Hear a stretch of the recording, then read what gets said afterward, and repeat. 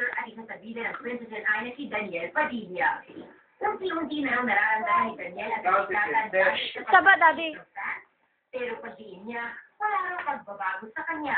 Kapag walang taping o basketball or nakatambay sa labas o nagpa-practice sa aming banda.